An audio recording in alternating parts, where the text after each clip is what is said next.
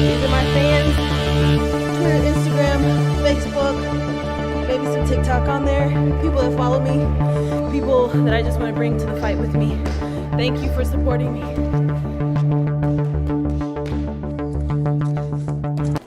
All right, we can get going really here. Try to push our skills and try to diversify. Thank you everyone for joining. And we appreciate everyone taking the time out of their day to join today's media availability. This Saturday, Showtime Championship Boxing returns at 9 p.m. Eastern, 6 p.m. Pacific on Showtime with undefeated two-time world champion David Benavidez, who will meet dangerous veteran Ronald Ellis in a 12-round main event. But first, and we'll kick off things here with the opening fight of the evening that will open the telecast. It features the return of 2012 Olympian Terrell Gausha against Jamante Clark in a 10-round super welterweight fight. First up, as you see on stage, we have Jamante Clark. So I'll toss to you first, Jamante, just for some opening thoughts, how you're feeling. A couple days away from Saturday's fight. How have things been going? How is preparation? Everything been going pretty smooth. I'm just ready to get it on and get it over with. It's my first time in the bubble, and it's different, but everything been going pretty smooth so far. Thank you. And a real quick shout to everyone, all the media on. If you have a question, please raise your hand, and I'll get to you in the order that you raise your hand. So you mentioned being in the bubble. Everyone has their different experiences that how things are set up, how long you have to quarantine in the room. Speak to the experience thus far. How's it been for you? It's been pretty good. It's just you got to stay in a room. It's taking away the fun from it for real. I usually bring like a shoe line up so I can go out, go to the mall, look around, sightsee a little bit. We ain't been able to train. We only get to train, I guess, today for one time, and but everything else been good. My weight pretty down low, so I'm just ready to go, ready for Saturday. That's right. And this your fight this weekend with Terrell Gausha will open up the telecast, but it's an all Ohio affair. So I think some are curious. You being from Cleveland, or being from Cincinnati and him from Cleveland, is there a rivalry there between the two cities? Not that I know, not with me, but I'm coming to get what's mine, and I know he coming with his best, and I'm coming with my best, so we coming out on top.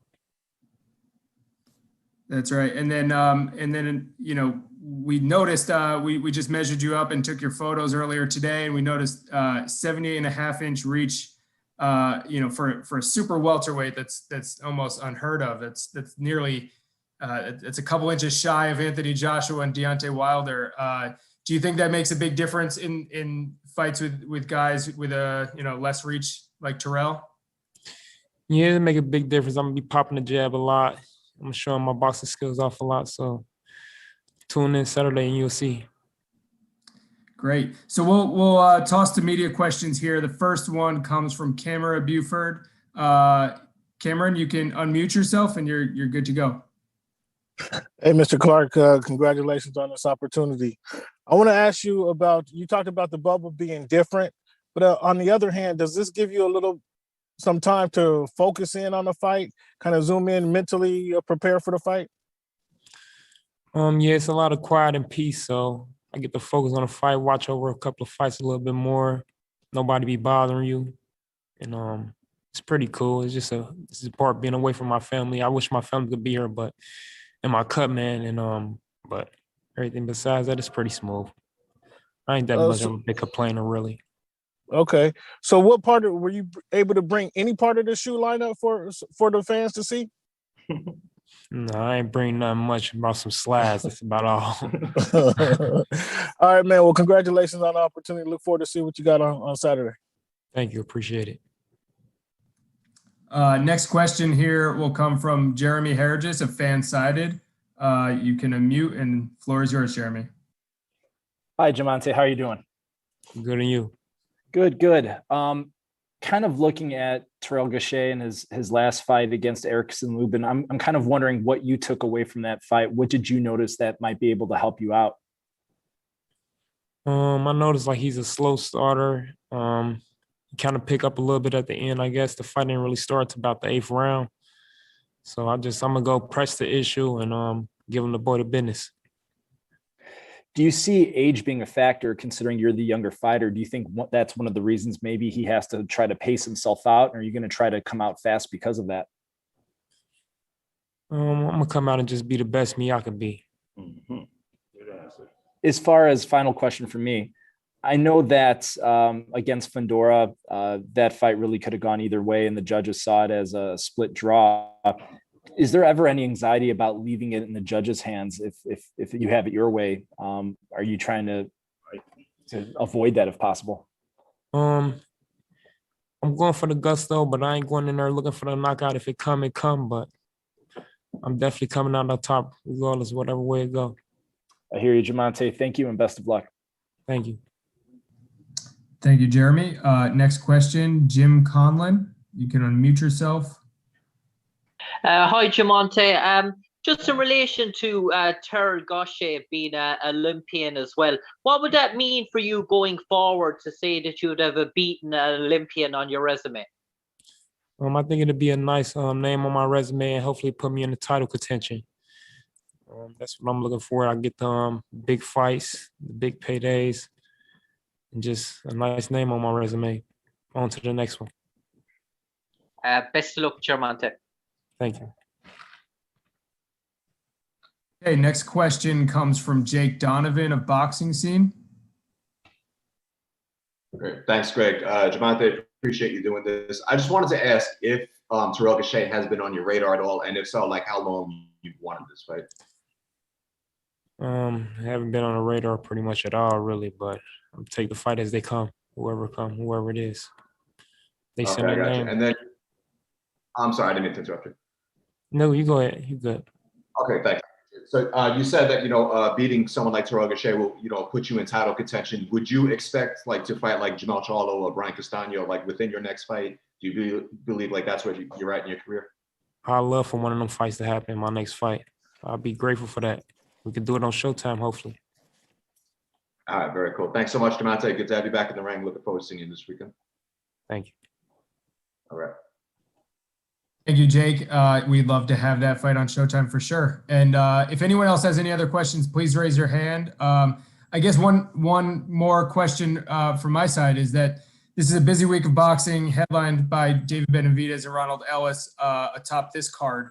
And but when you look at the betting odds across all of the fights that are happening this weekend, this is the tightest fight of them all. Do you pay attention to things like that, Jamante? And if so, does it motivate you? I don't pay no attention, but I'm betting on me for sure. That's what we like to hear. Well, thank you everyone for the questions. Thank you, Jamante, for the time. We appreciate everything, and good luck this weekend. Thank you. And to everyone on the line, just please hold on. We'll switch the stage and everything, and we'll have Matthias Romero up next. So please raise your hand if you have any questions for Matthias, and we'll be right back with you. Thank you.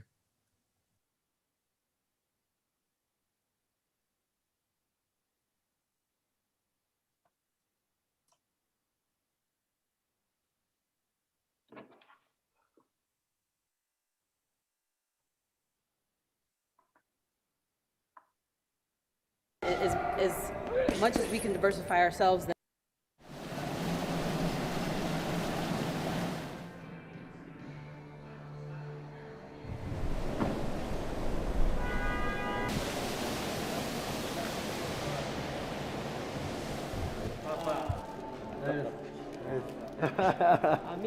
Amigo. Arigato. Gracias.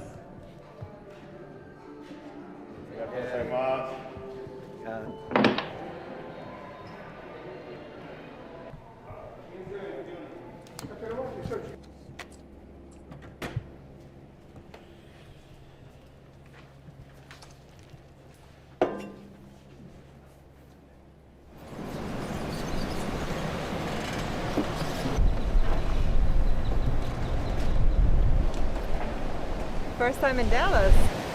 So once you check in, you have to stay in your room until you get tested. Once you receive that result from the test, then you can move on. Got it. Thank you. Hi, what's up?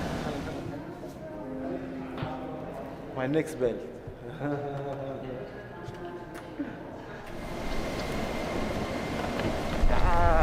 Ray Savage back.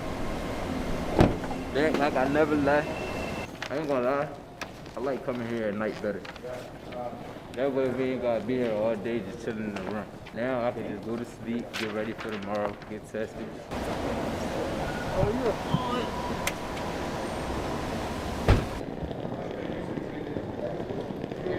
Señora Estrada, ¿cómo estás? Bien. ¿Cómo te sientes? Muy bien. Bien. ¿Tiene fiebre? Perfecto.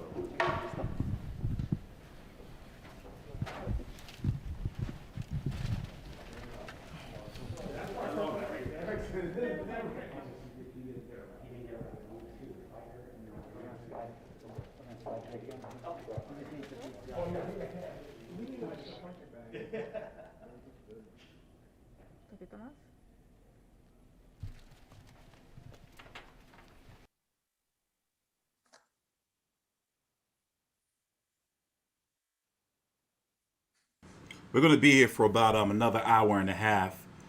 Right now is the Zoom call for, hold on, the David Benavidez versus Ronald Ellis card. That's what's going on right here. They're changing fighters. And then we're also going to be watching the live stream of the Chocolatito Gonzalez, Estrada Chocolatito Gonzalez press conference too. So I'm doing shit in the background. We're going to be talking, you know, about both of the cards, of course, and going from there. I think they're back, actually. All right.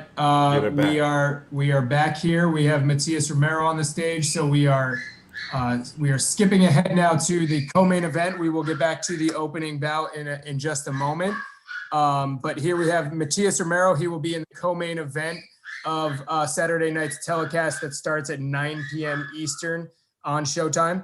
The co-main event features two under 25 lightweight rising stars. Matthias Romero here will take on Isaac Cruz in a 12-round WBA Lightweight Title Eliminator. So first, I just wanted to open up the floor to Matthias to give us any opening remarks about preparation in camp.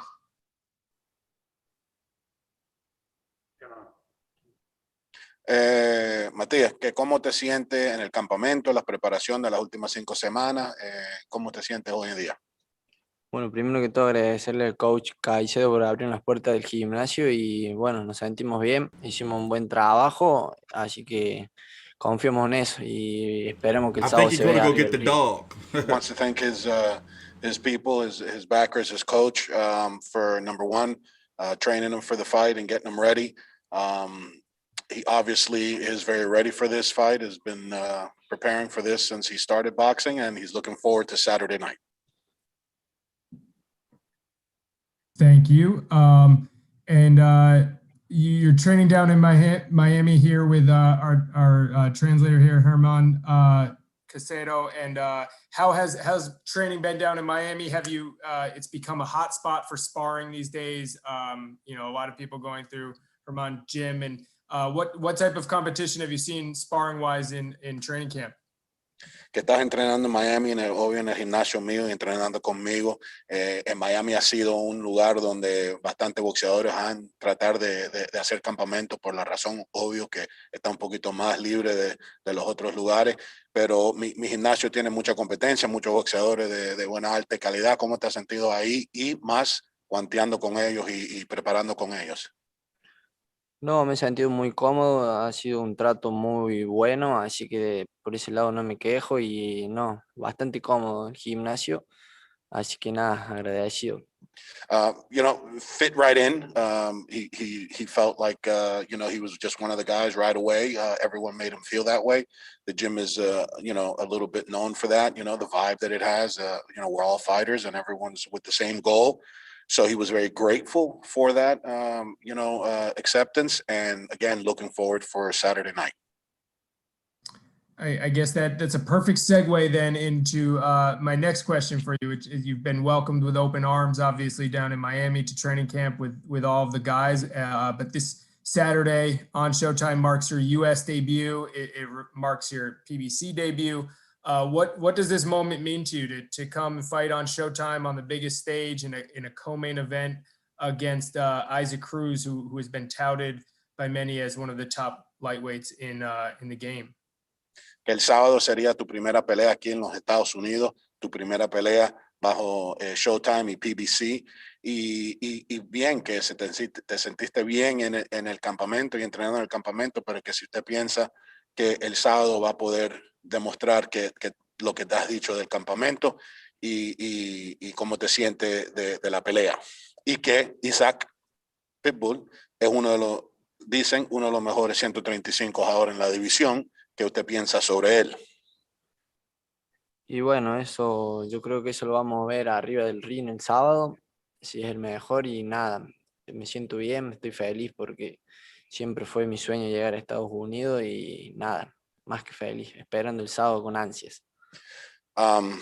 Is very excited, as you can see, and you know that it's to be seen if Isaac Cruz is what they're saying, that he is. He trained very hard for this fight. It's been a dream of his to not only fight on this stage, but to fight in the United States. And he takes it, very seriously. And obviously, yes, Mr. Cruz is a great fighter, but we'll see if he is obviously one of the best in the division come Saturday night. Thank you. And as just a quick reminder to everyone, this co-main event is a 12-round WBA Lightweight Title Eliminator. So the winner will be in line for a title shot on the opposite side of Saturday night. So now we'll go to questions from the media. If you have a question, please raise your hand. Wouldn't be a PBC fight without a bullshit WBA belt on the time. First up, make me so is sick. Jeremy Hergis of Fansided. You sicken me, WBA. You sicken me.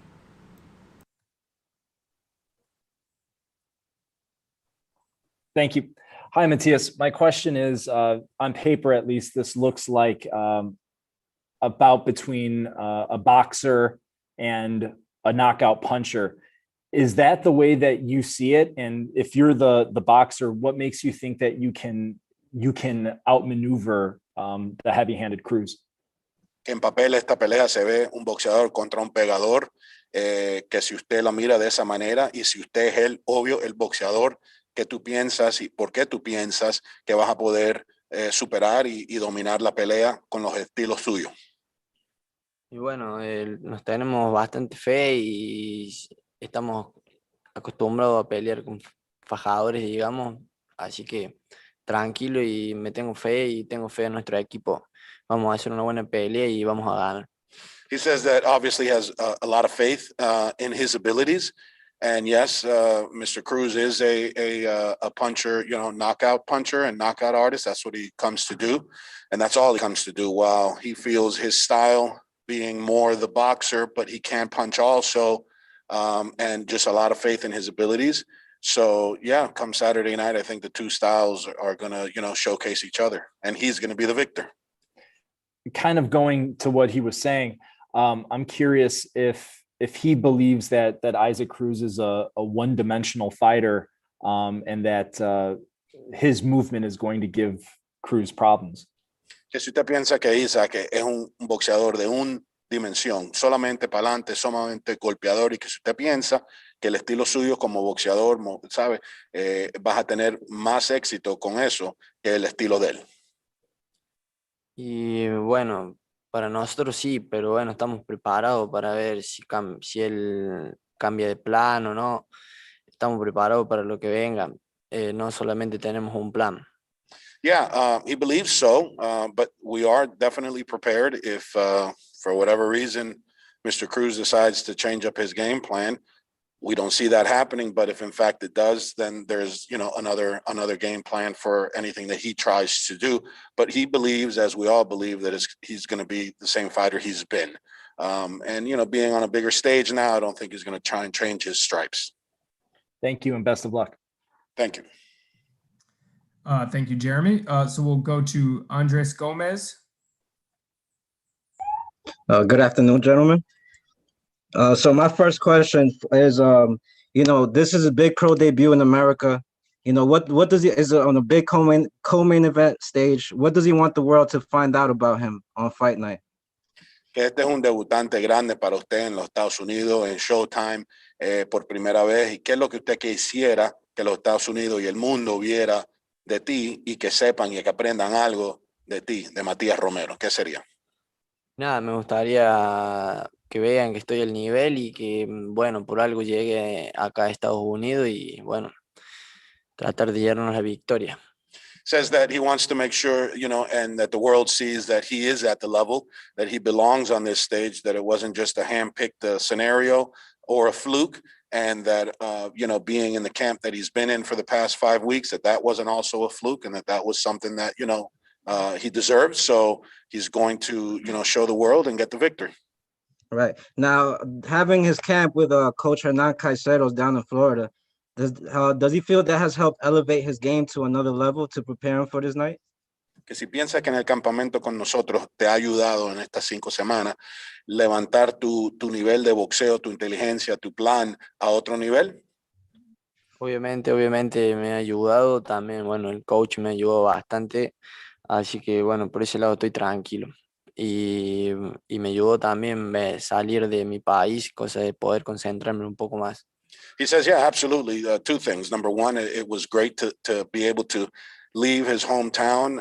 He came with his father, who's been a big part of boxing from when he started as a kid, and he was grateful that his father was able to come down and be with him for this whole time. But yeah, definitely at the gym, training with the fighters that are there, and of course with myself, pushing them and guiding them and showing them. He feels very confident coming in Saturday night. All right, guys. Thank you for your time. Yeah, my pleasure. Thank you, Andres. Next question comes from Jim Conlon. Hi, Matthias. I'm just wondering about the training camp as such. In terms of, we know about Isaac Cruz's knockout ability. Were you able to find sparring opponents with similar traits to Isaac? Que saben que el oponente suyo en esta pelea, Isaac Cruz, es un noqueador fuerte para adelante, un torito, como te ha dicho, ¿no? Que si has podido en estas 5 semanas con el campamento, que si pudiste o si pudimos buscar guanteo para que asimile el estilo de Isaac, y cómo te fue. Sí, nosotros sabemos que es un fajador, pegador, así que el coach Caicedo me consiguió un buen sparring, así que estamos conformes por ese lado.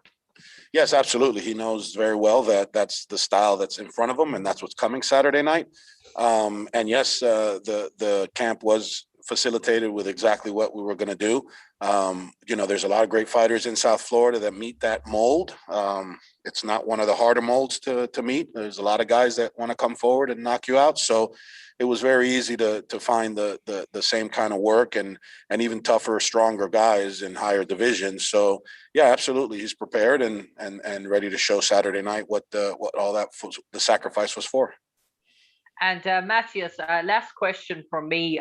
In terms of being a title eliminator, we know that these opportunities don't come around too often. So how important is it to capitalize when the opportunity comes and to take the chance? Because you might be waiting a long time again for a title eliminator for the fighter that loses. Estas oportunidades, como si era el sábado, que es por un título de eliminatoria, no vienen cada 2 meses, ¿me entiendes? Es una cosa que quizás no pase de nuevo en la carrera de un boxeador. Sabiendo eso, que si estás preparado de aprovechar la oportunidad y hacer todo lo posible para ganar y ser el víctor en la pelea esta noche. Obviamente eso lo sabemos, que es una buena oportunidad, así que obviamente vamos a dejar todo arriba del ring sin guardarnos nada y vamos a dejar la vida para traer la victoria. He says yes, that obviously that he knew that coming in, but it's been that, like he said, a dream. Since he started boxing, to be on this stage and to be in this position Saturday night, he's prepared to leave whatever it takes to be in this position. And whether it comes to just like he just said, leave life or death, he's prepared obviously to be the victor, and that's what it's going to be. Yeah, 100%.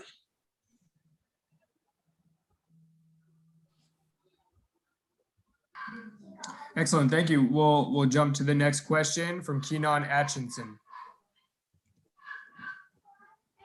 Hey, Matthias. We know Cruz has some real heavy hands on him. How do you plan to avoid those heavy shots? Que saben que Isaac tiene mano pesada y cómo tú planeas en que él no te dé con esos golpes. Sabemos que tiene la mano pesada, obviamente lo hemos estado estudiando, pero bueno, nosotros tenemos nuestra estrategia con el coach, así que confiamos en eso. Yeah, 100%. He's well aware of that. That's not a secret. And so it makes it easy to prepare for. And just so happens that his style kind of blends and lends itself to be that style. It was just a matter of now just solidifying it and getting it 100% down as a game plan and making sure that, you know, he doesn't sit there and trade with a puncher. That's never smart. And so, you know, yeah, he's ready. He's prepared. All right. Also, were there any major differences in preparing for this fight in Florida as opposed to back home in Argentina? Que si había, ¿cuáles son los cambios o las diferencias más grandes de preparar en Argentina o preparar en Miami con nosotros? ¿Qué es lo que es más grande que de diferencia? Bueno, a mí me ayudó mucho la concentración, el cambio de aire, poder salir a entrenar a otro lado y bueno, el entrenamiento y los sparring son bastante buenos también. That it was a nice change, yes, absolutely. It was a difference in scenery, being that Argentina right now, it's not, you know, really accessible gyms or whatnot. So he was training in his living room with his father, and they cleared it all out and set up a heavy bag. So big difference, and it was the world to be able to have this and prepare for this fight. Otherwise, it would have just been completely for nothing. And last question. Do you see this fight as carrying a legacy over from past Argentinian fighters like Lucas Matisse, and Marcos Maidana, and Sergio Martinez? Do you see yourself possibly getting up on their level with a win this Saturday? Que si usted se ve en esta pelea, como seguir la leyenda de esos tres boxeadores que él mencionó, Matisse, Maidana y Sergio Martínez, que si usted se ve en esta pelea o en un futuro pelea poder seguir, ¿sabe? Esa leyenda de boxeadores argentinos. Obviamente sí, es mi sueño, así que vamos a aprovechar esta oportunidad para poder llegar en un futuro lo más alto. Yeah, that would be a great, you know, dream come true if that could be what it is. Very focused on Saturday night and not what happens after Saturday night. So, but that would be fantastic if that's the after effect of the victory on Saturday, and that would be a dream come true. Absolutely. Thank you, and good luck to you on Saturday. Gracias y suerte. Thank you. Thank you. On that note, thank you, Matthias. Thank you for the time. Thank you, everyone, for your questions. We appreciate it. We have a great co-main event on our hands Saturday night on Showtime, 12-round WBA Lightweight Title Eliminator. Thank you, Matthias. Good luck, and we'll see you tomorrow at the weigh-in. Muchas gracias y te ven mañana en el pesaje y sábado en la pelea. Thank you. Okay, everyone, we will have Ronald Ellis in just a few moments. Just hang on, and we'll ping you when you're ready. If you have any questions, I'll lower everyone's hand now, and you can get yourself in the queue if you have any questions for him. Thank you. Ziggy. Hey, man. Excited to watch you in action. It's going to be fun, man. Yeah. This performance, I like the name this week, A Star is Born. Oh. Yeah. Wait, remember I said that? Yeah, all right. Remember I said that. Grab a seat right there. Claudia's going to take care of it. All right. Good luck, Matt. Thank you. Ready? Chin up. If y'all watch what I've been doing my whole career, y'all see this is not a mistake that I'm here right now. And it's time to capitalize. It's time.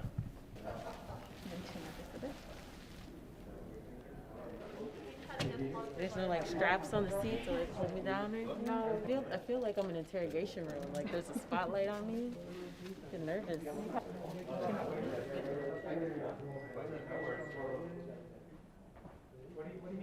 nothing. I'm just letting. And then I'm gonna do your That was really gentle. I don't think you touched any of my brain. You got it. You got it. You got it.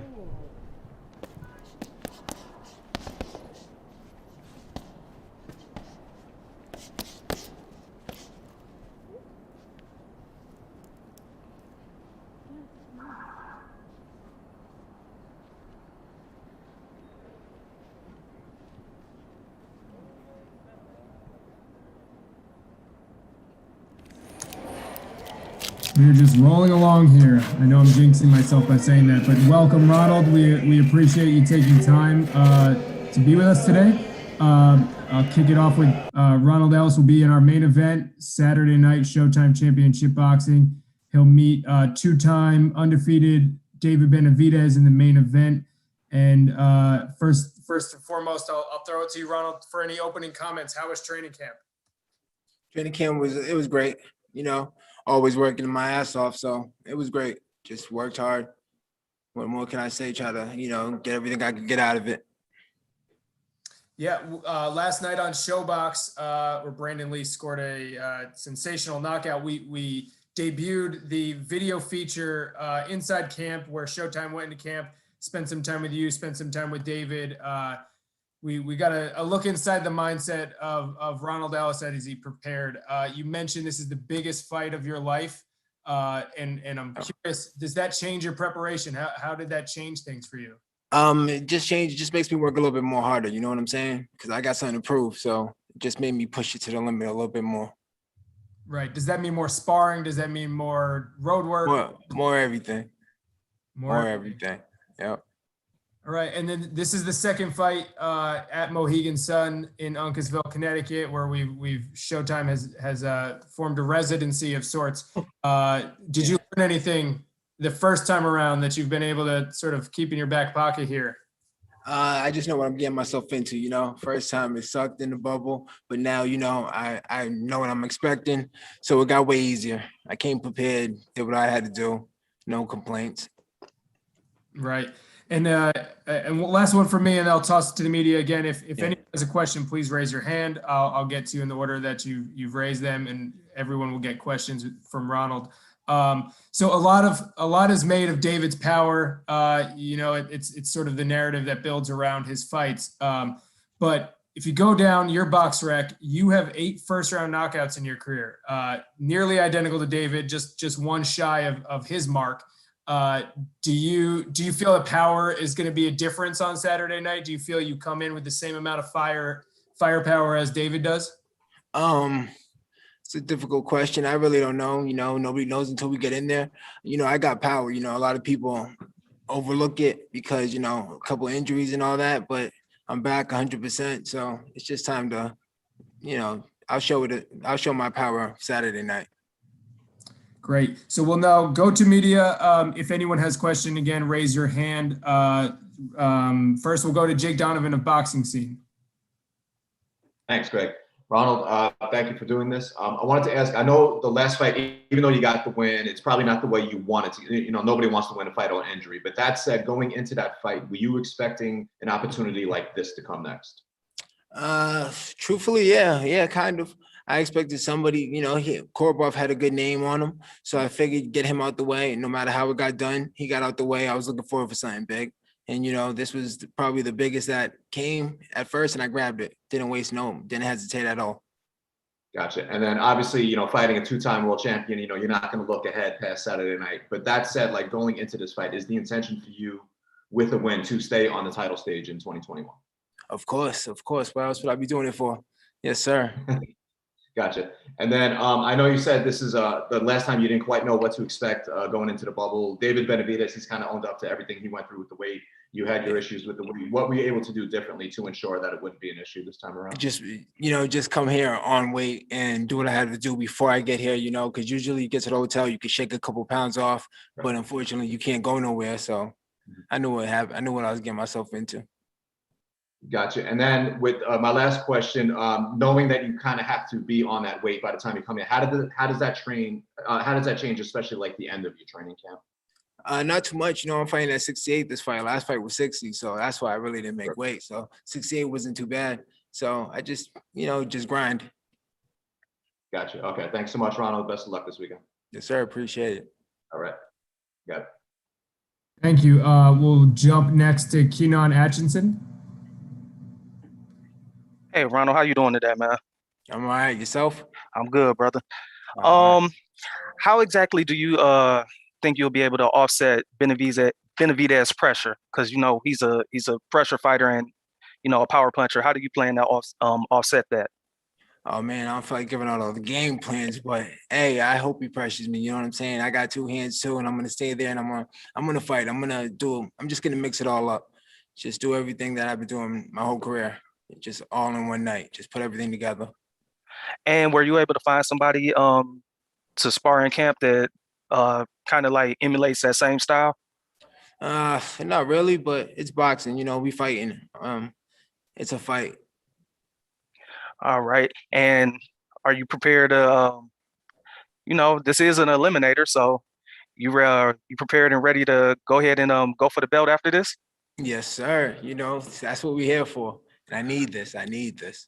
All right, man. Best of luck to you Saturday, bro. Yeah, appreciate it. Take care. You too. Okay, great. Next question from Jeremy Harris of Fansided.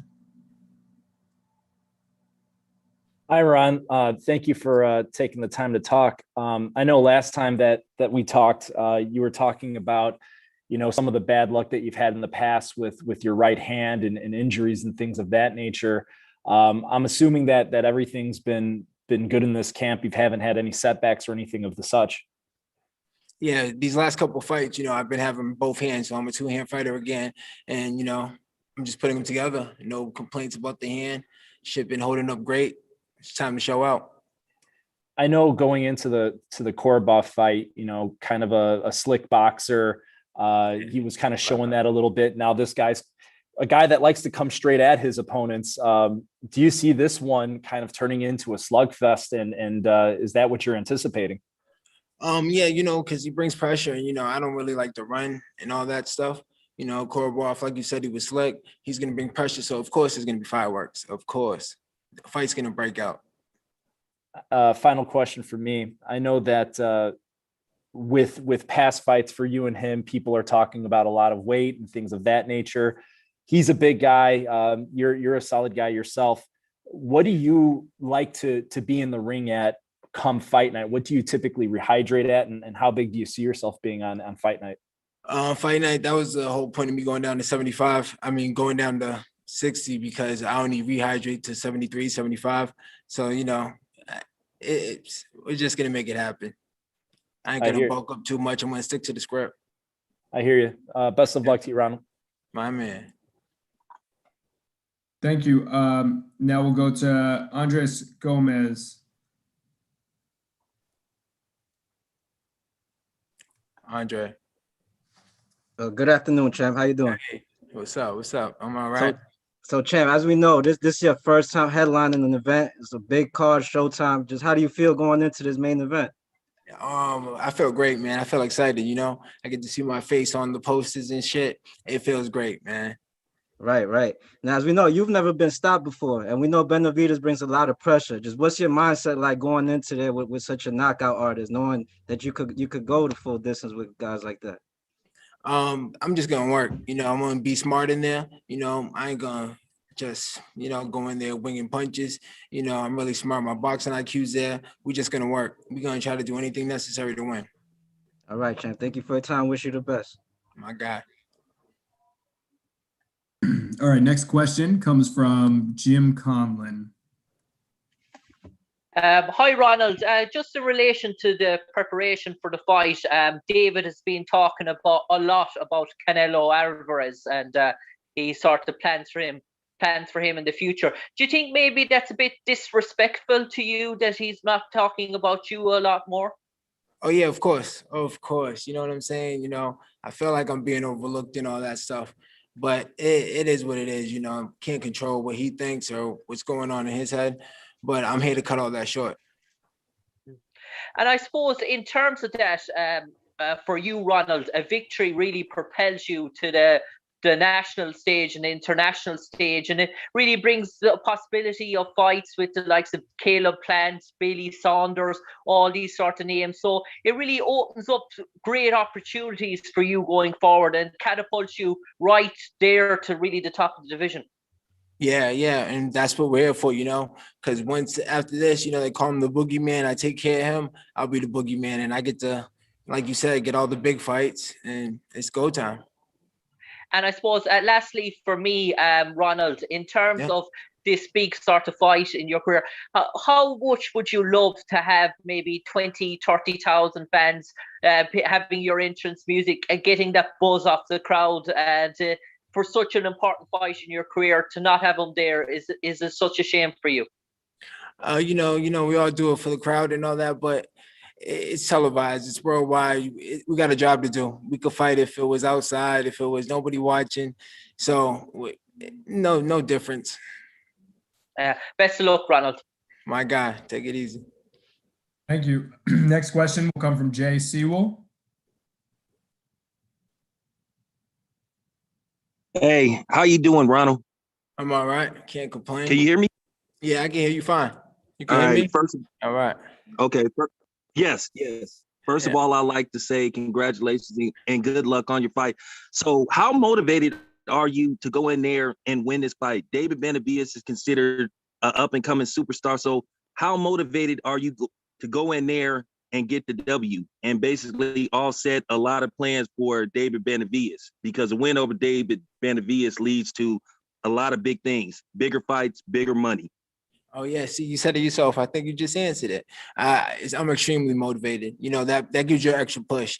I'm not just going in there just to make him look good. I'm going in there to look good and do my job. I have to get the victory. All right, thank you very much, man. Appreciate it. Yes, sir. All right. Thank you. Next, we'll go to Gail Kilmartin. Hi, Ronald. Hey, what's up, Gail? What does Benavidez bring to the ring that is going to test you? He's bringing himself. He was a world champion.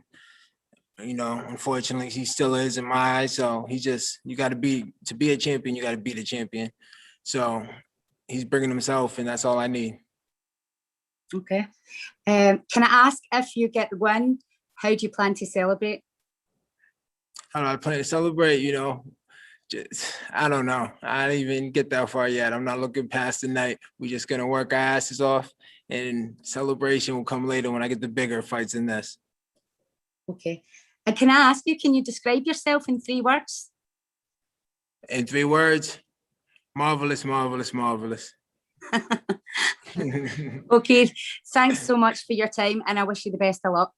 Yeah, thank you. All right, and we'll go to our last question here from Gustavo Neri. Being mindful of your time, Ronald, we appreciate it. Yeah, no problem.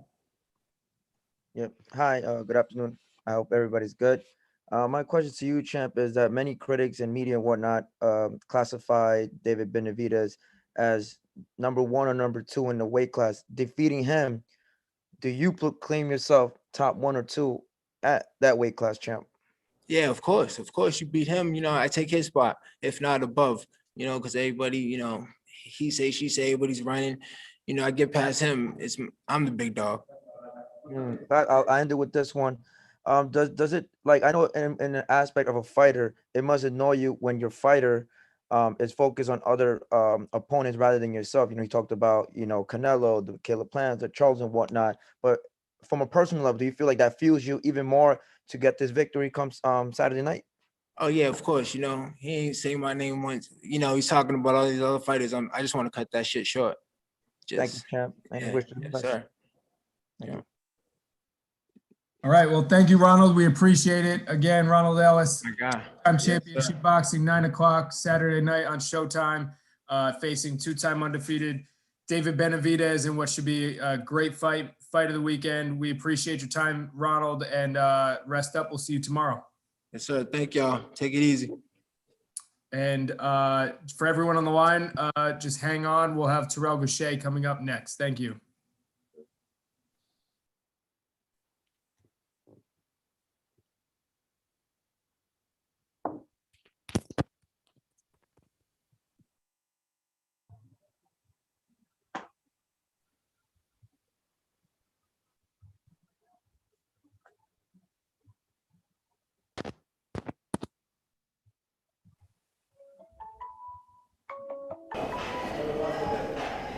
go.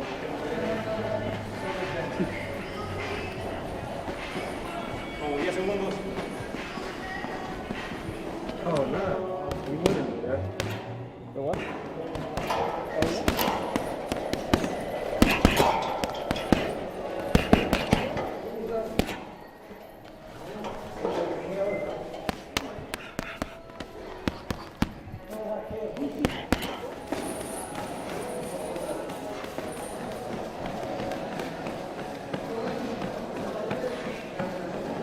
Y'all think Clarissa Shields can beat Chocolatito? All right. Thank you. Welcome, Terrell.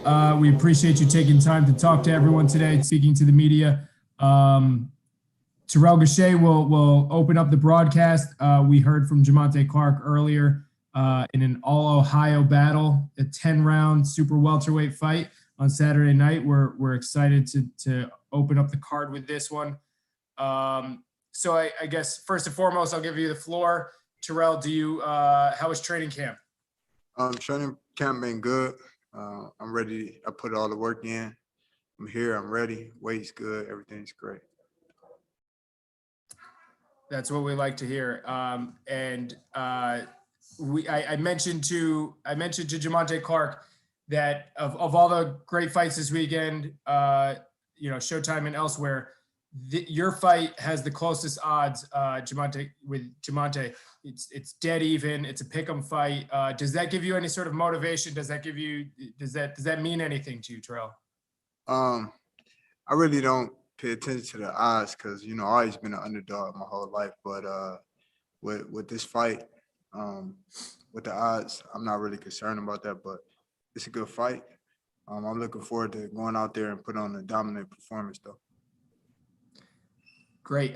Just so everyone knows, I did have to lower everyone's hand and just to reset the queue after the last session. So if you could please raise your hand if you have any questions, and we'll get to everyone's question. So you're back. You're in the bubble here, in the fight sphere the second time. How was your first experience? Obviously, not the ideal outcome for you against Erickson Lubin, but how was the experience, and what did you learn about fighting without fans? It was different. But as a professionals, we got to make adjustments. I'm just happy that we still got a chance to do what we love to do. With the Erickson Lubin fight, I was off for quite some time, and the bubble, it was a little different. But now knowing that I went 12 rounds, and I got a little bit more shook the rust off, I'm looking to put on a great show this time. Excellent. So we'll go to the media again. Please raise your hand if you have any questions. The first question will go to Jeremy Harrigis of Fansided. Hi, Terrell. Thank you for taking the time. I'm curious, in your last fight with Erickson Lubin, what were the primary things you took away from that fight? What did you take away that could help you in this fight? Hey, how you doing? With the Erickson Lubin fight, I feel like I learned a lot. I was able to capitalize on some of the things during training camp that I was doing wrong in that fight. Would obviously being able to let my hands go more with a southpaw and be effective. And I'm looking forward to landing my good shots. I landed some good shots in there, but just gotta get it done earlier. Did you feel that you kind of had a hard time figuring out your pacing because of time away, the ring rust? Because once you hit those later rounds, you really kind of pushed the action and hurt him a few times. Is that one of the primary things you noticed? Yeah, I kind of felt it when I was in there. We as fighters, we always like to say the ring rust won't bother us, but obviously it did. And to his credit, he did a pretty good job. But I feel like I'm more sharp and more ready now.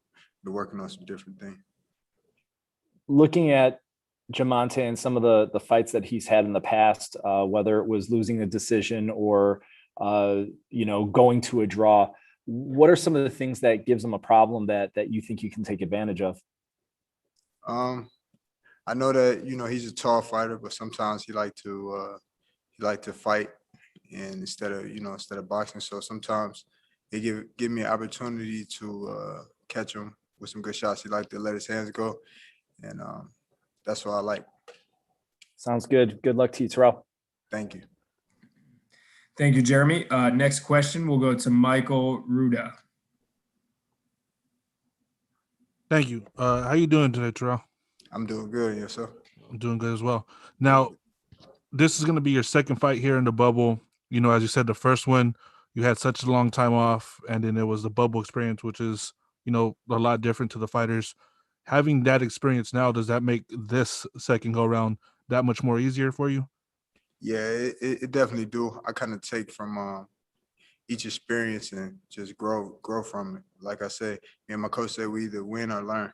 So I'm taking what I took from that experience and bringing it here. And I'm definitely the more experienced fighter coming into this fight as well. Definitely. Now, as well, with it being the Ohio Showdown, how much more extra motivation does that give you for this fight?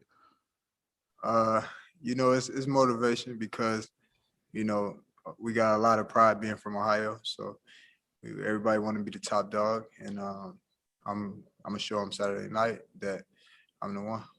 All right. Thank you, man. Good luck this weekend. All right. Thank you. Thank you, Michael. I did ask Jamante, so I'll ask you to weigh in. Is there a rivalry between Cleveland and Cincinnati on the boxing scene? Yeah, definitely. It is. It definitely is, from the amateurs to the pros, you know. So that's going to make for a exciting fight. Awesome. All right. Next question will go to Jake Donovan, boxing scene. Thank you very much, Greg. Terrell, good to have you back on Showtime. So you mentioned that you realized in the past, like some fights you just started a little bit too slow. You caught on later in the fight. Like in training, like how do you like prepare for fixing that in the ring? I'm just doing what you do in sparring. You got to work on the same thing that you're gonna work on in the fight. So I mean, just being more busy in the ring and working on different things, creating different shots. You know, and just using my head, thinking. Gotcha. And then it's easy to look at your resume and say, okay, well, you know, when you step up, you fall short. But like, you know, looking at your fights, like you're never really out of the fight. So with that, do you kind of view this not so much as a comeback, but as like the reminder that you're still a threat at 154? Yeah, for sure. Once I get past this fight, because we don't look past nobody. Once I get past this fight, I'm open to fight the big fights and, you know, for a world championship again. So that's what I'm looking forward to do. Get past Jamontay Clark Saturday, and I'm looking to fight the bigger names in the division. Gotcha. And then I got one more question. A lot of people looking at this fight and they're wondering, like, okay, for all the fights 154 to get made, how did this one get made? And like people have the theory, you're the only guy who's really saying yes when these fights are proposed. So what is it about these types of fights that just, you know, that motivates you? I like challenges. You know, I never said no to a fight. It's not hard to make a fight with me. I just like the fight. So going in there and hearing them say that Gausha got a problem with southpaws, you know, he don't let his hands go. So that's motivation for me to go out there and dominate and show the fans and everybody that I don't have a problem. I can adjust to anything. Okay, very cool. Best of luck this weekend, Terrell. Good to see you back in the ring. Thank you. You got it. Great. We'll go to our last question here from Jim Conlon. Hi, Terrell. I suppose fighting Jamontay, he has a big reach. So how important will it be to get inside his guard and let go with your combinations? It's definitely important. You know, you don't want to sit on the outside of the shot. So that's something that we was working on in training camp. We know he's a tall, rangy fighter. So we've been working on that. We have a tall sparring. And I'm going to be ready come Saturday to put on the show. And I suppose, Terrell, you mentioned that he's a tall, rangy fighter. So I suppose you'll be trying to set a fast pace and move him across the ring, move him from rope to rope, and really test his durability and stamina. Yeah, I've been watching him for a while. We've seen that, you know, he's a pretty slick boxer. He try to move, but also we're going to test his chin. You know, he's been touched quite a few times, get him hurt. Looking forward to getting him out of there. And I suppose, lastly, for me, Terrell, in terms of that last fight against Erickson Lubin, was it very much important to go away and I suppose clear the mind and clear the the mindset and really start to refocus and come back with a point to prove? I'm sorry. Can you one more time? I'm sorry. No problem. Terrell, in terms of the last fight against Erickson Lubin, was it important for you to go away for a time, just clear your own head, clear your own mindset, and come back with a new purpose and re-energize yourself? Oh, that's what you said. Oh no, it wasn't. I didn't go away. Like after that fight, I just got right back in the gym, and just picked up where I left off, so I can. Like that Monday, I was back in the gym right after I fought. So I'm definitely ready now. Best of luck, Terrell. Thank you. Thank you, everyone. Thank you for the questions. Terrell, thank you for the time. Again, opening fight on Saturday night on Showtime, 10-round super welterweight fight against Jamontay Clark, all Ohio battle. Jamante says there's no rivalry, but Terrell says there is. So, I look forward to seeing it unravel in the ring. Appreciate Thanks for having me. Thank you. Yep. See you at the weigh-in. Then everyone, again, I'll lower hands. If you have a question, we have Isaac Cruz coming up next. He should be up there shortly, and I'll get to everyone's questions as always. Thank you.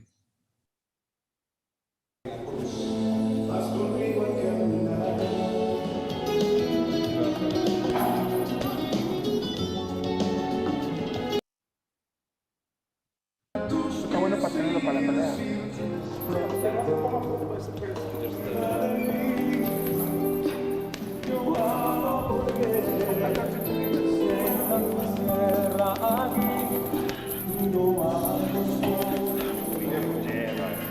Times crucial in camp and something like that.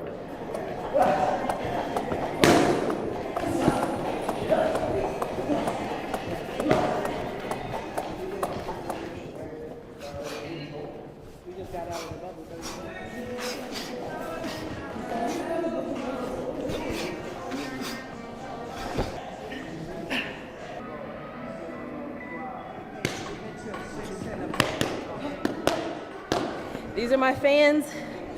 Twitter, Instagram, Facebook, maybe some TikTok on there. People that follow me, people that I just want to bring to the fight with me. Thank you for supporting me.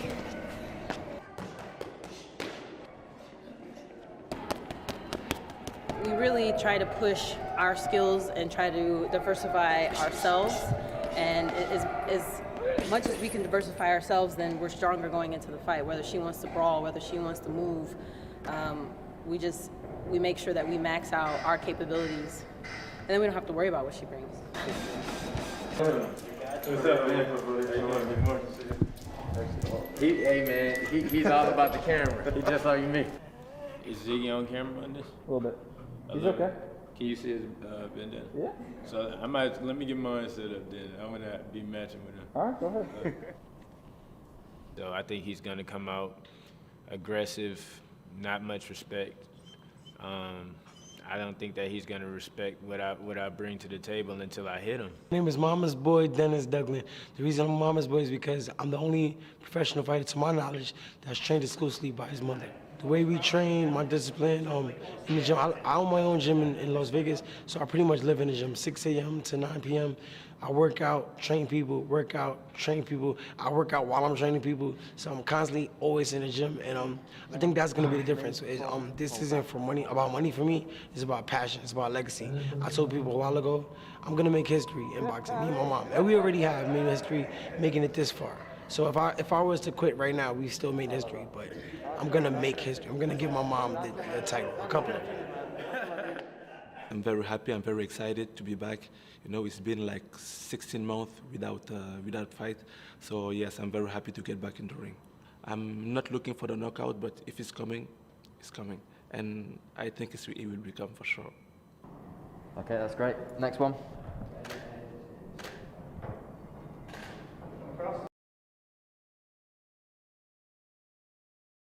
What's going on with you guys? How you guys doing? I'm exhausted. I've been doing stuff here in the background. I've been here the whole time. You see, I got my jammies on. It's almost time for bed. So we're waiting for Isaac Cruz to join the media Zoom call that's live for the David Benavidez versus Ronald Ellis card. can I be honest? It's a pretty shitty card. You know, I mean, yeah, I want to see David Benavidez fight.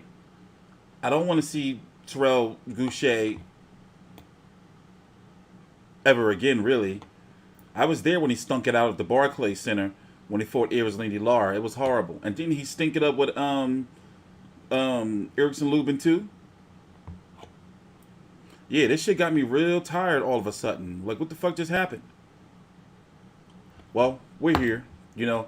Remember, like this, I like to look at this as me doing the road work, you know, covering this stuff. And you got to look at it as like blessings too, because, you know, you get to be online with world champion boxers. Hold on, let me motherfucking clip the wings on my joint here, my sativa, so maybe it'll help me motherfucking wake up. Shit. So, what's going on with you guys, man?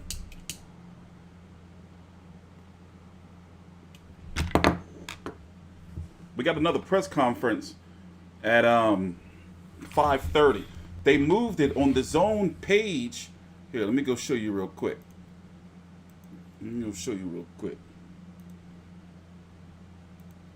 It said that it was at 3:30, but then they moved it to 5:30. You dig?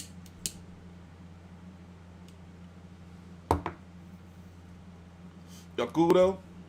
Hope everybody's all right. 72 degrees right now in Philly, out of nowhere. We just had all the snow on the ground last week. Well, anyway, I'll be back.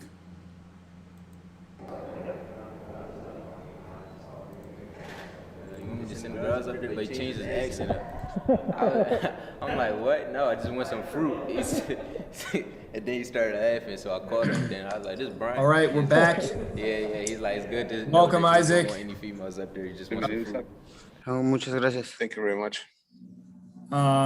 In the co-main event, we spoke to the number 6 ranked Matthias Romero earlier, and now we talked to the number 4 ranked in the WBA, Isaac Cruz. This will be a co-main event. 2 guys under 25 years old, you know, both sort of rising stars in the division, in the hottest division in boxing. 12-round WBA Lightweight Title Eliminator. This is a big moment for Isaac. So just want to open up quickly with your thoughts. How is training camp? How have your preparations, and how do you feel today? ¿Cómo ha sido tu preparación? ¿Cómo ha sido tu campamento? ¿Cómo te sientes en este momento? Ha sido un campamento bueno, bastante duro. It been a hard training, good training camp, very hard. Ha sido en altura, In the sparring altitude. durante 2 meses, Sparring for 2 months. con sparring muy buenos que me han ayudado muy bien. For good sparring partners that have been helping me very well. Y venimos muy contentos y motivados para llevarnos la victoria a casa. And we are very happy and very concentrated to take this win home. Thank you, Isaac. And that is Javier Jimenez, our talented translator, who is helping us today for our media session. So thank you, Javier. And, You're welcome. Thank you. Of course. And, you know, as noted, he's Isaac is ranked 4th by the WBA. He is ranked 2nd by the IBF. He is ranked 13th by the WBO. Isaac is in elite company with Vasily Lomachenko and Teofimo Lopez to be ranked that highly across multiple sanctioning bodies. And Saturday night on Showtime in the co-main event, this is now a WBA title eliminator, which brings him now to the doorstep of a coveted world title shot at lightweight. How does this moment feel, Isaac? ¿Cómo te sientes en este momento para esta pelea? Me siento muy motivado. I feel very motivated. Tengo una inspiración muy grande que es mi hijo y mi esposa. I have a great inspiration that is my wife and my son. Y no voy a desaprovechar el apoyo que me ha dado el señor Eddie Reynoso con No Boxing No Life. And I will take advantage of all my help that I've been going through Mr. Eddie Reynoso from No Boxing No Life for all the sponsor support. A Javier Jiménez, que es la persona que está dentro del equipo. Javier Jiménez, myself, which is inside the Canelo team. Sean Gibbons, que es mi promotor, y Manny Pacquiao Promotion. Sean Gibbons, that is my promoter, my manager, and Manny Pacquiao, which is my company promoter. Y a todo el equipo en general. And all the team in general. in October, the co-main event of the Gervonta Davis Leo Santa Cruz pay-per-view is one of the first fights back in front of fans and live on Showtime pay-per-view. You made a statement against Diego Magdaleno, stopping him in the first round, KO of the year contender. What has that felt like after that KO of the year? Do you feel your the division is on notice, is scared of you? En la pelea que tuviste anteriormente en el Comain de Santa Cruz con Gervonta Davis, hiciste un trabajo espectacular a noquear a Magdaleno. ¿Qué has sentido tú a través de esa victoria contundente que está en la división de lo mejor de los 35? ¿Y qué esperas tú después de esta victoria para estar adelante con tu carrera? Me sentí muy motivado. I feel very motivated. No me importa lo que tenga que sacrificar para obtener una pelea de título mundial. I don't care what you have to sacrifice. You have to obtain the World Championship battle, whoever's in front of me. Y ganar esta siguiente pelea para ser el retador mandatorio. And win this fight to be the mandatory fighter for the championship. Do you feel pressure after a sensational performance like that? Do you feel pressure to perform and get the same sort of some sensational knockout this Saturday? ¿Sientes poquita presión a sentir después del contundente knockout? ¿Sientes presión después de esa pelea de Magdaleno hacia este próximo sábado? No, de ninguna manera. Yo vengo preparado para lo que tenga que durar la pelea. No, definitely not. I'm well prepared to finish the way it's going to finish and finish this fight. Y lo vengo a hacer de la mejor manera. Para eso me preparé. And I'm going to do it in the very first way. That's why I'll prepare myself very well. Great. So we'll open it up now to the media. Anyone who has a question, please raise your hand and I will get to you. The first question comes from Jake Donovan of Boxing Scene. Great, thanks so much, Greg. Javier, if you could ask Isaac, I've noticed a trend, like over his past 10 fights, either he's knocked everyone out very early or the fights have gone the distance. In the fights where he's been able to end it early, what is it about those fights where he's been able to see that opening, where he can just take that shot and knowing that he's going to end it with one punch? En las peleas que te anteriormente has sido la distancia, has ganado por knockout contundentemente. ¿Qué hay de ti de eso que has visto ese hueco para aprovechar un knockout o te vas a la distancia? ¿Qué es lo que tú prefieres hacer? Pues nosotros trabajamos para toda la pelea y si es de la mejor manera un knockout, lo aprovechamos. I will work for everything, for the distance or whoever is going to come out. If the knockouts, if I see that opening for the knockout, I will take advantage of that. Got you. So, and then in those fights where he's gone the distance, does that give him the confidence in those fights where he does see those openings, that even if the knockout doesn't come, he's still going to outlet his opponent? Es lo que te ha abrido a tener la confianza en ti cuando te has ido a la distancia, de cuando viene el knockout o la distancia, ¿te sientes tú confiado? No, nunca caemos en confianza, siempre venimos bien preparados para toda la pelea. I never take any for disadvantage of my fighters. I always prepare myself for the knockout or for the distance. I always prepare myself for the best.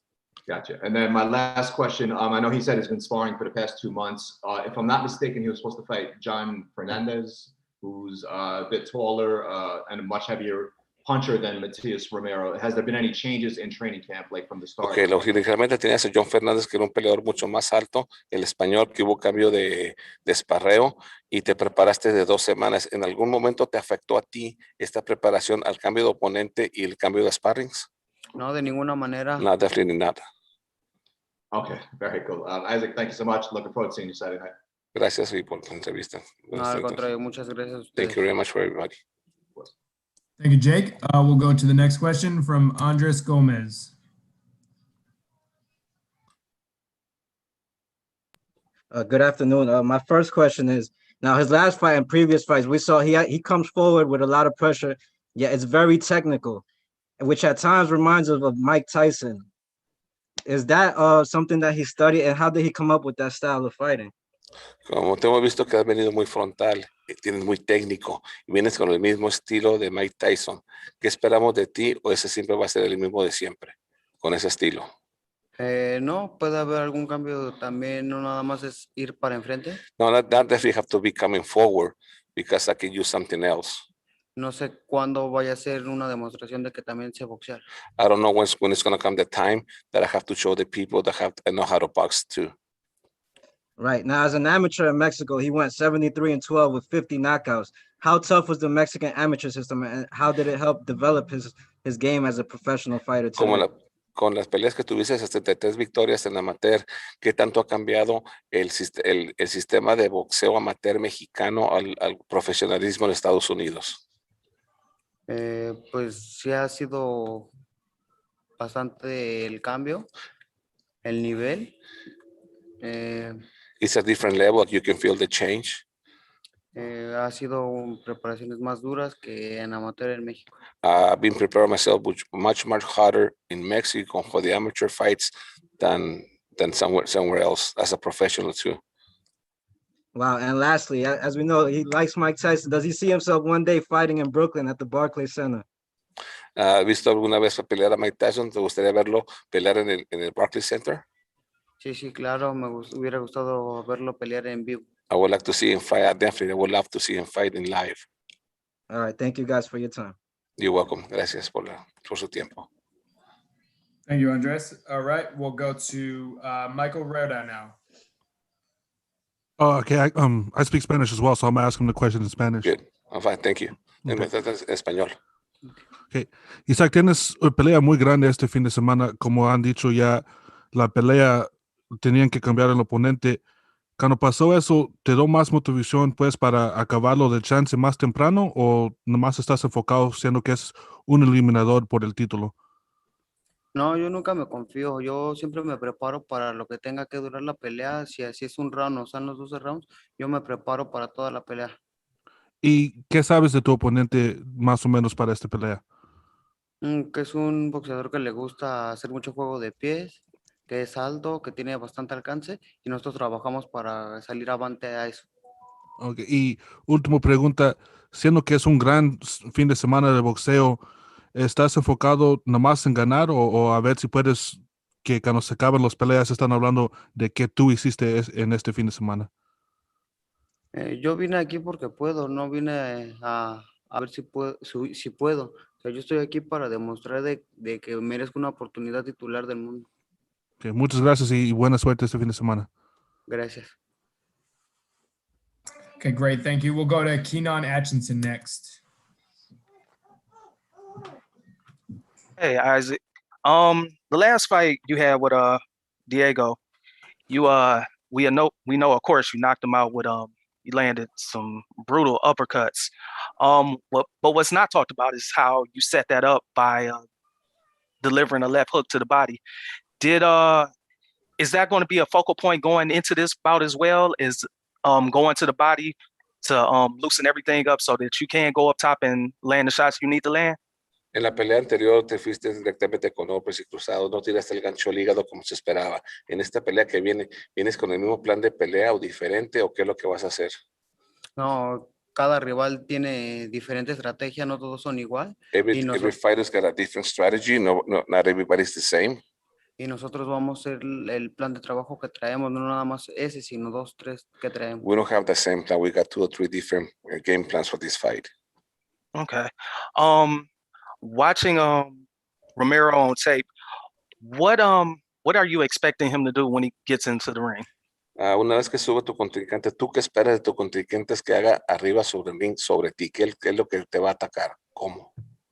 Lo único que espero es que dé una excelente pelea. The only thing I expect is he will give him a good, excellent fight. All right.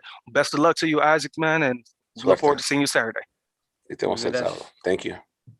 Thank you. And we have one more question here from Jim Conlon. Una pregunta más. Hi, Isaac.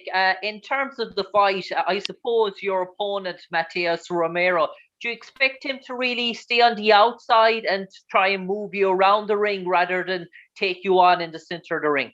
En esta pelea que viene con el contrincante, que vienes moverte para los lados o vas a venir frontal, ¿cómo vas a salir para esta pelea con este rival que tienes? Vamos a salir concentrados y pensando en las cosas que vamos a hacer para ganarle de la mejor manera a Matthias. We're going to come out with very concentrate and do the best with the game plan that we have and do the best way I can get that W, the win. And I suppose, Isaac, coming from Mexico, such a proud tradition of world-class boxers, how much do you want to be considered the next Eric Morales, the next Antonio Barrera, for the Mexican people to look up to you as they looked up to those icons? Dentro de todos los ídolos que mencionaste, ¿cómo te sientes tú en comparación de Eric Morales, Miguel Barrera, quienes han hecho un legado muy grande? ¿Tú cómo te podrías considerar a comparación de ellos? Bueno, ellos hicieron su propia historia, yo vengo a hacer mi propia historia y ustedes lo van a ir viendo conforme se vayan dando las peleas. Well, they did their own legacy, and you will find out about me doing my own legacy as long as my career keeps coming forward and do my best. Best luck, Isaac. Lo mejor para ti, Osa. Muchas gracias. Thank you very much. Bless you. Great. Thank you, everyone. Most especially, thank you, Isaac, and thank you, Javier, for translating. You're welcome. Appreciate it. And good luck. We'll see you tomorrow at the weigh-in. Muchas gracias por todo, por la entrevista, y nos vemos mañana en el pesaje. Claro que sí. Un saludo. Un placer. A pleasure. Thank you. Thank you, Isaac. And just for everyone on the call, we will have David up on the stage shortly for his session. I will again lower hands. Please raise your hand if you have a question for David. I will do my best to get to all of them, and we'll be right back with you. I see it going down as an easy fight for me. It looks good on paper. It looks like it's my toughest test. I don't believe it would be my toughest test. I think this fight would be easier than my last fight, actually. But I definitely feel like it would be a spectacular performance by me. Just expect explosiveness, sharp, good defense, footwork. I'm putting it all on the line out there. This is my biggest test. I want to showcase what I already have in my arsenal and show the world who Raymond Savage Ford is. And it's a new star rising. Yeah, Rung V-side fight tomorrow. Look out, that's all. Yeah, good. It's good. Yep. そうですね、まあ、日本っていう小さな国で世界チャンピオンになったんですけど I became the world champion in Japan. And at the time, Test 1 2, test 1 2. I wanted to come to the United States to fight someday. So this is a very big deal for me, for my career. And then I want to make the big statement this time. Thank you. All right, great. We're back. Thank you, everyone, for hanging in there. It's good to do a We little are back. bit. The main event of Saturday night's Showtime Championship Boxing. Two-time undefeated super middleweight champion David Benavidez will take on Ronald Ellis. Main event. I know he's excited. He's on weight, as if everyone saw on Instagram. Weighed in at 168 minutes before the fight. How are you feeling, David? Feeling great. I've had a tremendous training camp. You know, we're in Big Bear for 3 months, and I feel like this is the best training camp I've ever been in, I've ever had. And, you know, this is uncharted territory for me too. You know, I've never been in a fight where I come in, you know, on weight 4 days before. So I'm expecting to feel, you know, probably the best I've ever felt in my career. You know, I didn't overlook Ronald Ellis. You know, I know he's not really a big name like I wanted to get, but, you know, I give him the respect of being a professional boxer that I have to get ready for anybody in this sport. So I prepared for him like if he was a world champion. So I'm expecting to look, you know, exceptionally well on Saturday. Yeah, and in doing many rounds of interviews together, David, you've spoke highly of your first experience up in not first experience, but first full training camp up in Big Bear on the mountain. You know, what's different about it? What was different about the preparation? Was it more road work, more sparring, or, you know, what was so transformational for it about it? You know, this wasn't my first training camp in Big Bear. Every time I go to Big Bear, it's always one of the best training camps I've had, just because, you know, what goes into there, you know, it's so secluded up there. There's only basically the grocery store, the gym, and where we run at. And I think there was just more at stake at this point, you know, because the last time I didn't make weight. So I had something to prove to myself and to my fans. And also what was a big key to this training camp too, is I just had my son too. So having him around and, you know, just being a father now, it just made me 10 times more motivated than I already was. So, I mean, it's just, I'm not only fighting for myself no more, I'm fighting for my family, my team, for my people, everybody who follows me, and everybody who supports me. Well, that's a great jumping off point there. Thank you, David. So we'll get to the questions. We have many of them. We'll first jump to Jay Sewell. You can, the floor is yours. Hey, how you doing, David? What's up, brother? Man, great to see you back. David, I just want to ask you a quick question. I was taken back by some things that Canelo and both Charlo said. I just want to give you a chance to respond to those questions. You had Charlo saying that for him to fight, for you to fight him, you had to get vaccinated. And then Canelo said he didn't feel comfortable right now fighting other Mexican fighters. So I just wanted to ask your response to those comments made by both Charlo and Canelo. You know, I can't really say too much about what they have to say. You know, what I have to do is just stay ready and be ready for anybody. If I'm willing to fight anybody and they're not, you know, they're putting restrictions on people that they don't want to fight, man, if I'm not the best super middleweight, I'm the #1 contender in super middleweight right now. So the people, they're going to start demanding for these fights and to start calling for these fights. So if I'm ready to fight these dudes and I'm 24 years old and these dudes are 29, 30 years old, what does that say about them? You know, if I say that, you know, they don't want to fight me, then people say that, oh yeah, you know, David Benavidez is just saying everybody's scared of him, which that's not true. I'm ready to fight whoever, whenever. I could beat Canelo tomorrow and I could beat Charlo tomorrow too. I'm ready for whoever. If they're not ready, man, that's something that's going on their side. But as speaking on my end, everything's good on my end and I'm ready to fight them whenever. Okay. Thank you, David. Appreciate it. Oh, thank you. Thank you, Jay. All right, we'll go to Gail Kilmartin next. Hi, David. Hello. First of all, congrats on the birth of your baby boy. Thank you. Thank you so much. You're welcome. Your opponent, Ronald Ellis, what assets do you feel that he could have that could be a challenge for you?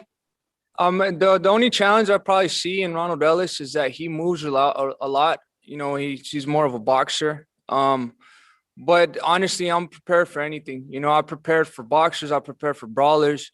You know, I've been sparring 15-round sparring sessions with 3 different types of styles in sparring. So any style that presents itself, I'm gonna be comfortable with. I don't really see too much in him. I don't see that he's fast. I don't see that he's strong. And he's coming up. I think he's coming up from 160. So, I mean, he's never been in there with somebody, you know, at the level of fighter I am, you know, 23-0 with 20 knockouts, 2-time world champion. So I feel like I'm going to be too much for him, but, you know, hopefully I'm not. Hopefully he gives a great fight, you know, because I want a great fight. I don't want an easy fight. You know, I'm tired of having easy fights. I want great fights, and I want, you know, to give the fans what they want to see. And that's what they want to see, a great fight. And hopefully that's what it is. Okay. And I know you'll be focused on your fight with Ellis just now, but just following up on what one of the other guys asked, is there a possibility of a showdown with you and Charlo if he can come up to 168 possibly this year? Yeah. So that's the fight that I want to get made happen in September. Charlo has a lot to say about me. You know, I have a lot to say about him, but at the end of the day, we're both men. We're both probably one of the best, you know, fighters in PBC and Showtime. So why not make it happen? I think it makes sense for both on my end and on Charlo's end.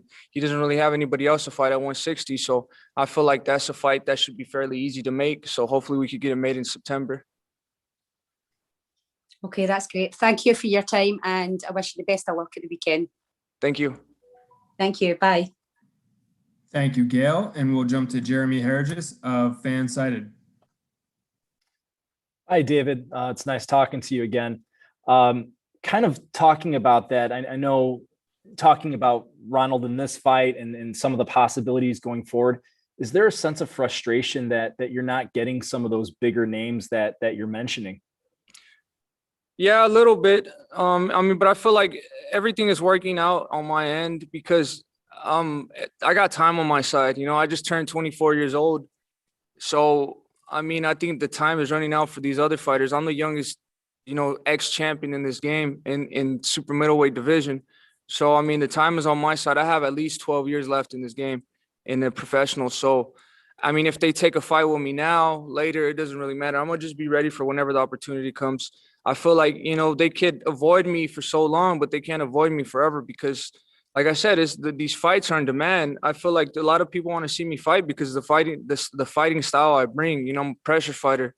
I give great fights. I love giving knockouts. I love giving stoppages. So I mean, my fight with anybody will ring bells. And that's a fight that's in demand. So I mean, I feel like if they don't fight me, then that's just going to say a lot about them. But I feel like I'm in a great position either way. Getting on the scale, showing that you're already 168 days before the fight, was that a matter of, okay, I've done the bubble experience, I know what's not there, I'm going to lose a few extra pounds just in case? Yeah, exactly. And it worked out good, man. I'm glad I made this decision. But also too, what I had going for me is I was very disciplined on the diet. It's not that I was starving myself the whole time. I was just eating very good, fish, egg whites, salad, a lot of water. So, I mean, everything, I didn't drain myself at all. Everything, I probably overate in a lot of cases, but I just wanted to get here and lower weight, and that's exactly what we did. And now it's paying off. I've never been this relaxed for a fight. I haven't even trained this whole time since I've been here. So, and I'm still underweight. So, I mean, it feels really good to relax and just worry about the fight and not the weight. It seems like obviously your nutrition is you've stepped it up to a different game for this fight, and you found something that's working for you. Do you think that might extend your longevity within this division?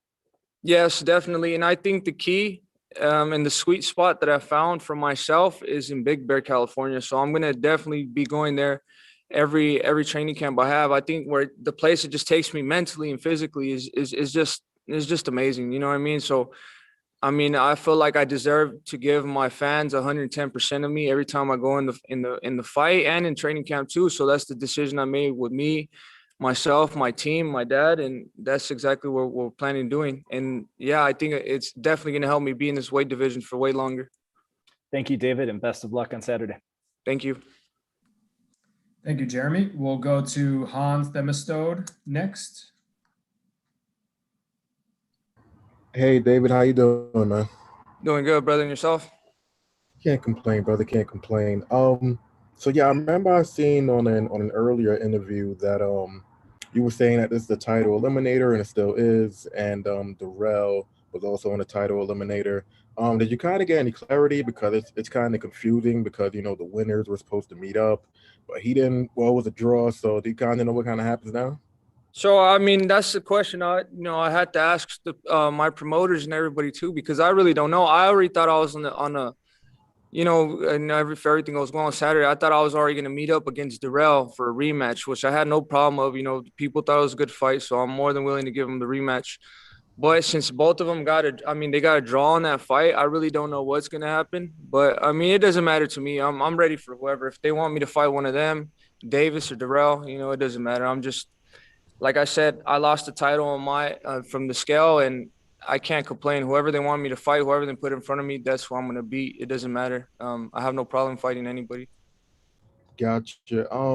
Now obviously we always know you want to go for the knockout. You never really want to see the judges. You were training in Big Bear. I believe you said that this was your first time training there since fighting Porky, and we've seen how that fight ended up going. Would a part of you be, I guess, a little disappointed if you didn't knock Ellis out? But if you won like every round, would you still be kind of disappointed? I'm not gonna lie, yeah, I'll probably be disappointed. But if I win just like that, a win is a win in boxing, and I've given a lot of knockouts. But it's up to myself, and I feel like I'm the superior fighter. I'm stronger, I'm faster, I'm younger, so I feel like there shouldn't be a problem. I was hearing all my sparring partners in training camp. So, I mean, I don't see why I shouldn't get a knockout, but I'm not going to go in there and try to overwhelm myself. I'm going to start like I always start with the jab, find the distance, cut the distance, go to the body. And it's worked for all the other fighters. So why wouldn't it work with Ronald Ellis? You know what I mean? So, I mean, I'm just ready to get in there, perform. I mean, I'm not even drained at all trying to make the weight. I'm happy. I mean, I'm enjoying every second of being in the bubble. Unlike last time, I was struggling to make the weight. So, I mean, I'm in good spirits. I just can't wait to get in there on Saturday. Gotcha. And just my last thing for you, man. Obviously there's Canelo, there's Caleb Plant, but Charlo. I know you and Charlo have been talking a lot lately. I guess, would you say that he's the guy that you really want more than even Caleb Plant. You and Caleb Plant been beefing for years, man. But I guess Charlo's that guy you really want now. Yeah, I mean, I would say that because, you know, Caleb Plant, now he's saying that, oh, you know, I'm a waste of time. He doesn't want to fight with me, doesn't interest him, obviously, because he's waiting for Canelo. But Charlo, I feel like me and Charlo in the same type of position. You know, we both need a signature win to get to Canelo. So it makes sense on both ends. And Charlo, I mean, this is the type of position I want to be in too. I mean, I've been watching Charlo since I was 14 years old, 13 years old. So this is where I want to be in my life, in my career, fighting the guys I seen when I was younger. So, and I feel like that's more of an appealing fight for fans than me versus Caleb Plant. You know, Charlo has a high knockout ratio. I have a high knockout ratio too. So, you know, when you get fights like that, these are the type of fights that people say styles make fights, and this is going to be a war. So, I mean, I have no problem fighting him. I'll fight anybody in this division, especially when it's, you know, it seems like a great fight. It's a guaranteed war, guaranteed knockout. So why not? Let's do it. Real quick, tougher fight.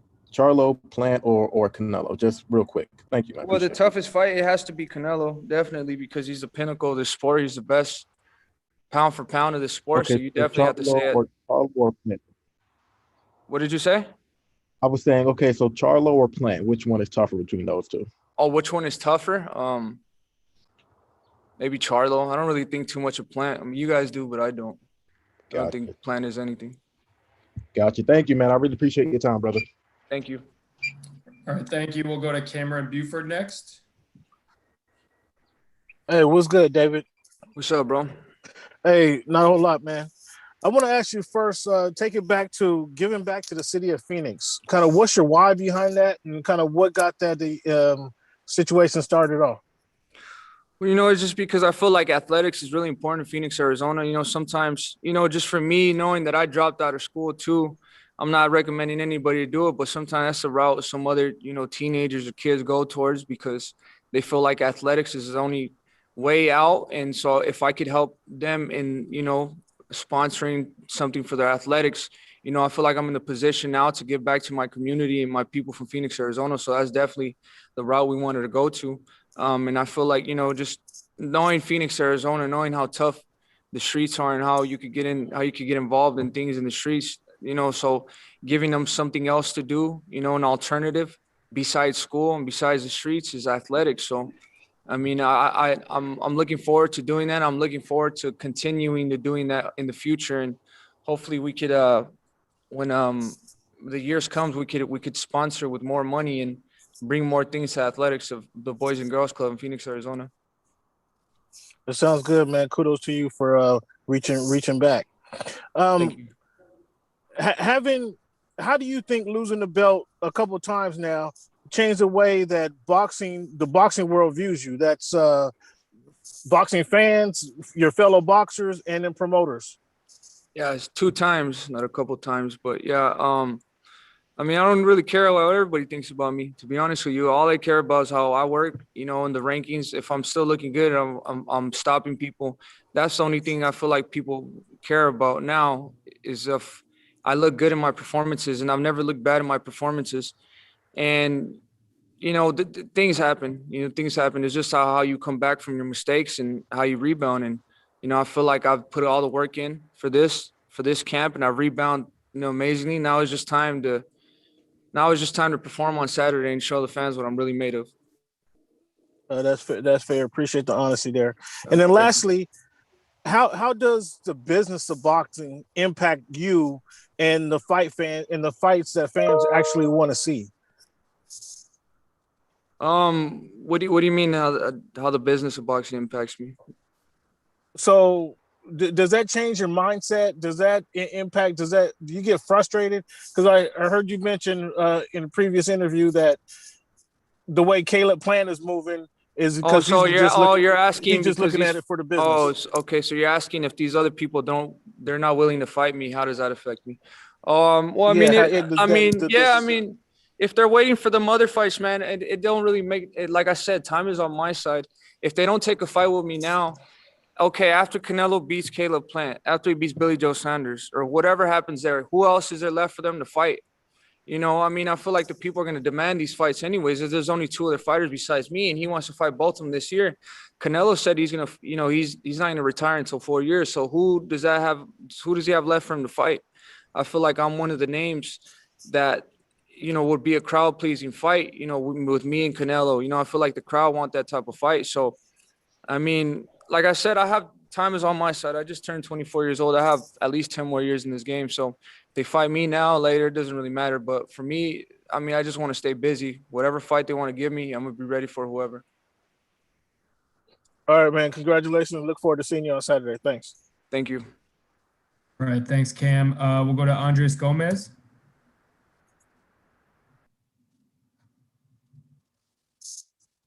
Good afternoon, champ. How you doing? Doing good, brother. And yourself? I'm great, man. So, champ, I'm really curious, man. Well, first of all, congratulations on becoming a proud father. Now, how has fatherhood affected your life as a champion, as a fighter, you know, regarding your routine, your focus, and your hunger?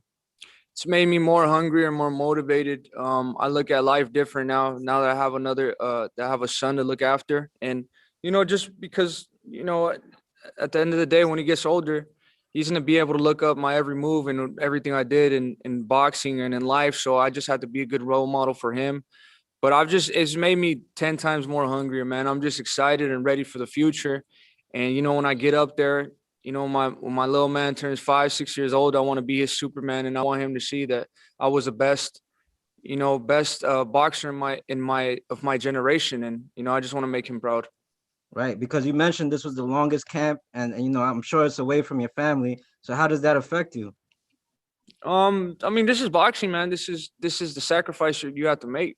You know, Julio Cesar Chavez, Roy Jones Jr., they all left, you know, for camps. I mean, but you know, this is how it has to go sometimes. You know, this is the best I've ever felt, but that's a little sacrifice I had to pay. Like the Muhammad Ali said, you know, sacrifice a little bit and live forever as a champion. I mean, in that, you know, I really live by those words. And I mean, if it benefits me, it benefits my son, it benefits my family, my girlfriend, my father, my mother. We all win at the end of the day. So, I mean, 3 months to live, 3 months I give out of my life so I make sure my family lives comfortable. You know, I'm willing to do that for sure. Right. I respect that, champ. Much respect, and thank you for your time. Wish you the best going forward. Thank you. Thank you, everyone. We appreciate all the questions. I'm sorry we can't get to them all, but just being mindful of David's time in camp or in Mohegan Sun. Weigh-in is 24 hours away. We appreciate all the time, David. Showtime Championship Boxing, 9 p.m. Saturday night. This is the 12-round WBC Super Middleweight Title Eliminator against Ronald Ellis. We appreciate all your time, David. Thank you. Good luck, and we'll see you tomorrow. Thank you, guys. Thank you. All right, thank you, everyone. We will follow up today's conference. We appreciate you all joining. We'll follow it up with quotes and everything in the coming day or so. And if anyone has any questions or needs anything, you know where to reach us. So thank you.